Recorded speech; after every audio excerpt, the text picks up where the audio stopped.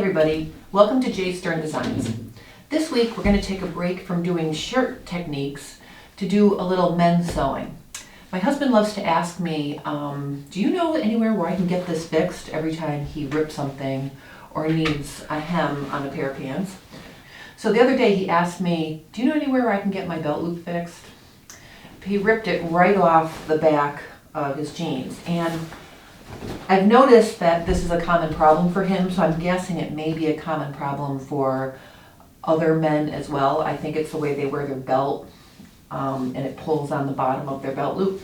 So I'm going to show you a quick way to fix this, because if you're like me, you don't like to do alterations or, fixing things. Not my favorite. So I'm going to show you a speedy way to do it so you can do this and then move on to something more fun. Because we're working with denim, you're going to want to use a denim needle, and I'm going to use a size 16 denim needle.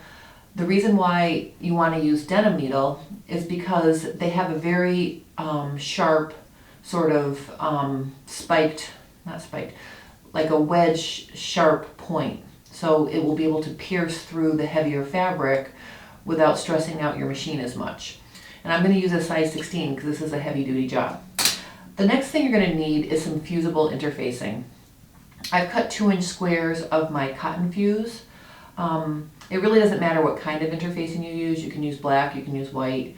I just happen to have this white handy, and we're going to fuse it to the wrong side of the denim before we fix it to support the hole that was made by ripping off the belt loop. The third thing you're going to need is some thread that blends in with the color of the denim.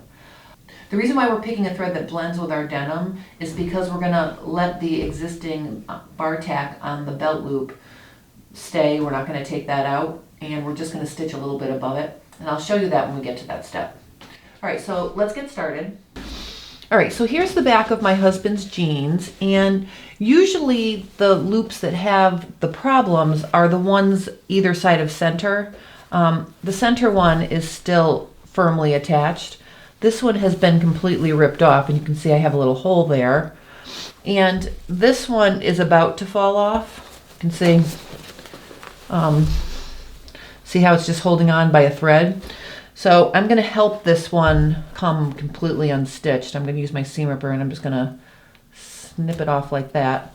So now I have two that I can fix. And the first step is we're going to take our interfacing and we're going to fuse it to the wrong side of the jean to cover this hole. So I'm just going to put my jeans wrong side face up, the hole right there. I'm going to take my interfacing and I'm going to put it glue side down, and I'm just going to fuse that on. Sort of hold for 10 seconds. Depending on the size hole you're working with and the size jeans you're working with, you can certainly cut this 2-inch square a little bit smaller. I may trim it down after I'm done repairing the hole. All right, so let me do this side as well. I got my belt loop out of the way, and I'm just going to take my interfacing, again, smooth it on, and then press it.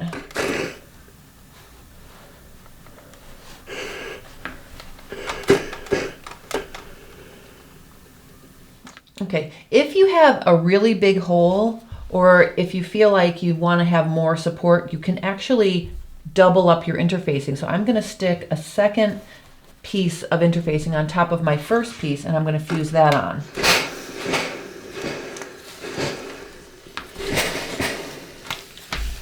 So let me show you how that looks from the right side. You can see that the hole is now fused shut from the patch of interfacing on the wrong side. All right, so what we're going to do now is we're going to sew this hole shut. So we're going to use a triple zigzag, and we're going to stitch back and forth along the hole to completely support it and make it a good foundation to sew our belt loop back on. So let's go to the sewing machine. Okay, before I start sewing, I'm going to switch my needle to a size 16 denim needle. So remember to do that. Sometimes when you get going on a project, you just use whatever needle you had in your machine. So take a minute and switch your needles. Okay, I've threaded my sewing machine with the light blue color that's going to match my denim, and I've chosen the triple zigzag or the 3-step zigzag. I'm going to stitch this really slowly so you can see what it's going to do. I'm going to start on one end of the tear that I fused to hold together, and I'm just going to stitch right across it. And watch how the needle goes from left to right and back and forth. Okay, so watch how it takes 3 stitches. See how it's stitching in one direction 3 ways and then it goes back the other way? This is an excellent darning stitch. And I'm just going to stitch right across the tear. When I get about an eighth of an inch past the tear, I'm going to stop and I'm going to go forward again. I'm going to go in the same direction. I'm going to go right in front of it again and do it one more time. All right, let me just do the second tear. Notice on this one I have a few loose threads. I'm going to trim those off before I stitch over it. So if you've got some big loose threads, just trim them off so they don't, get in the way. And I'm going to start on one side of the tear and I'm going to stitch right across.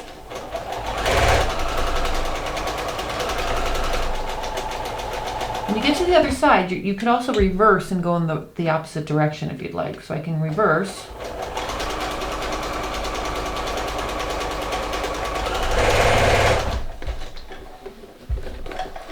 All right.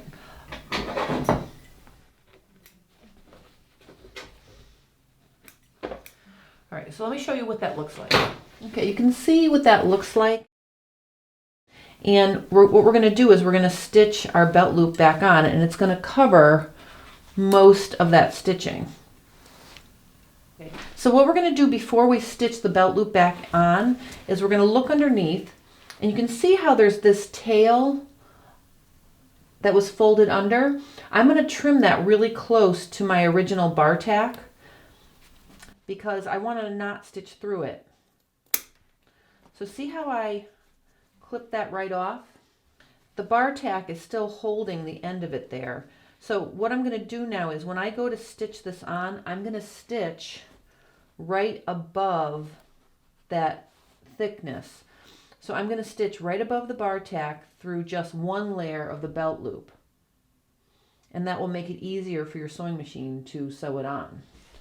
So again, on this other side over here, I'm just going to trim the tail close to the bar tack.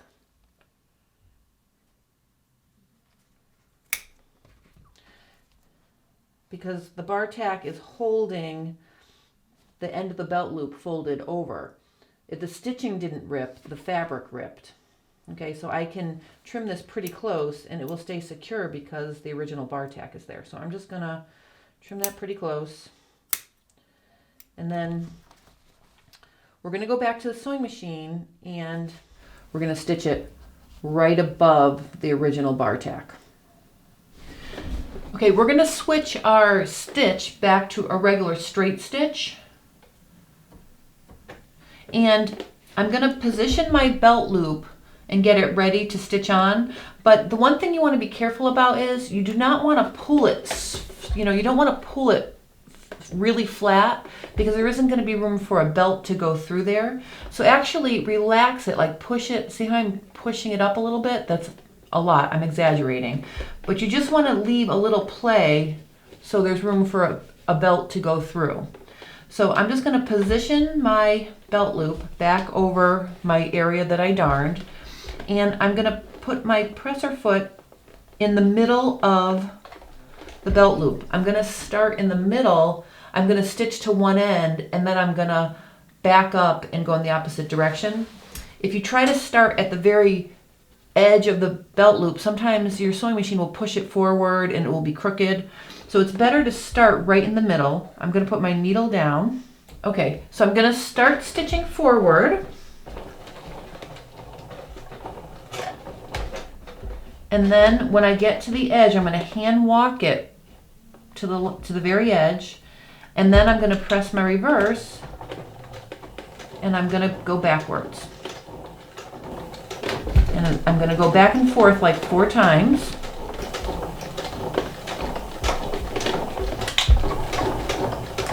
All right, let me do the second one, and then I'll show you how that looks.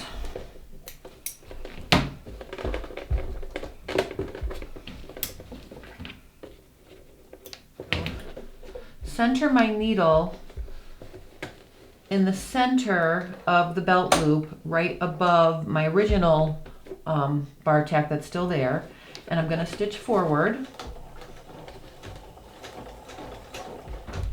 And you can hand walk it by turning the hand wheel when you get close, because you don't want to overshoot it too much. And then I'm going to hit the reverse, and I'm going to back up, and I'm going to go forward again.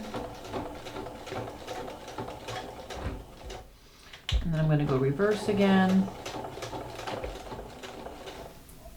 And then I'll do a tie off in the middle.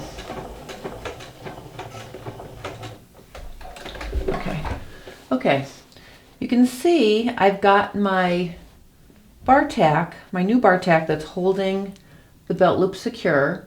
And 2 feet away, that's barely going to be noticeable, and all the eye will see is that original bar tack that's like that topaz color. I have play so I can fit a belt under there. Let me show you the opposite side. Okay, so from the inside you can see that where I darned it, and then you can see where the actual bar tack is. What you can do after you're all done stitching is you can peel away your fusible interfacing like this, and you can trim it a little bit closer.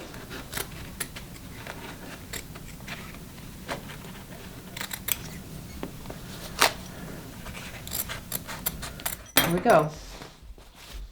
Now these are all ready for my husband to wear again.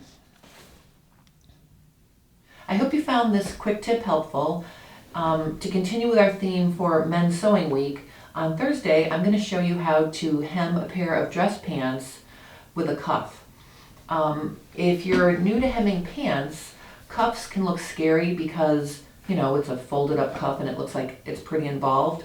But actually, it's easier than doing a standard blind hem because you're just sewing a straight line and then folding up the cuff to hide your sewing. So it's really a very quick way to do a hem on men's pants, and it looks nice to have the cuff. If you're living in the New England area like I am, I live right in Connecticut, and we got blasted by the blizzard of 2015. I hope you're safely digging your way out, and I'll see you on Thursday.